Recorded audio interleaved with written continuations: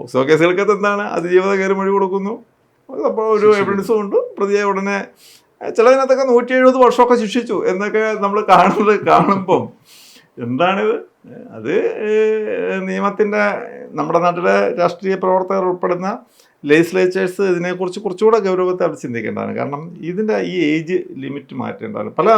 പല കോടതി വിധികളുമുണ്ട് ഈ പ്രായം ഒന്നുകൂടി പുനർവിചിന്തനം ചെയ്യേണ്ടതല്ലേ എന്നുള്ള കാര്യത്തിന്. അത് ഇതിലേക്ക് കൊടുക്കുന്ന എവിഡൻസുകളെ സംബന്ധിച്ചിടത്തോളമുള്ള കാര്യങ്ങൾ അതും എടുക്കേണ്ടത്, മൊഴി മാത്രം എടുത്തിട്ട് അത് എത്രത്തോളമാണെന്നുള്ളത്. ഇപ്പം വലിയ കണ്ടമാനം ശിക്ഷയാണ് വരുന്നത്. അപ്പം ഞങ്ങളൊക്കെ പറയാറുണ്ട്, ഈ പോക്സോ കേസുകളാണ് എന്നുണ്ട് കഴിഞ്ഞാൽ ഡിഫൻസിന് വലിയ റോളൊന്നുമില്ല എന്ന് പലപ്പോഴും പറയാറുണ്ട്. കാരണം സാക്ഷി കയറി അത് പറഞ്ഞു കഴിഞ്ഞാൽ പിന്നെ വേറെ ഒന്നും വേണ്ട, ശിക്ഷിക്കുക എന്നുള്ള അവസ്ഥയിലേക്ക് കാര്യങ്ങളെത്തി. നമ്മൾ ജഡ്ജസിന് ഒരിക്കലും കുറ്റം പറയില്ല കേട്ടോ. അവരുടെ മുമ്പിലുള്ള നിയമത്തിൻ്റെ അടിസ്ഥാനത്തിലാണ് അവർ ശിക്ഷിക്കപ്പെടുന്നത്. ആ നിയമം എഴുതി വെച്ചപ്പോൾ, നിയമം ഉണ്ടാക്കിയപ്പോൾ ഉണ്ടായ കുഴപ്പങ്ങളാണ് അതെല്ലാം. അതല്ലെങ്കിൽ ആ നിയമത്തിന് സഹായം തേടുന്ന ആളുകൾ, അല്ലെങ്കിൽ പോലീസ്, അല്ലെങ്കിൽ പിന്നെ എന്താ ചെയ്യേണ്ടത്?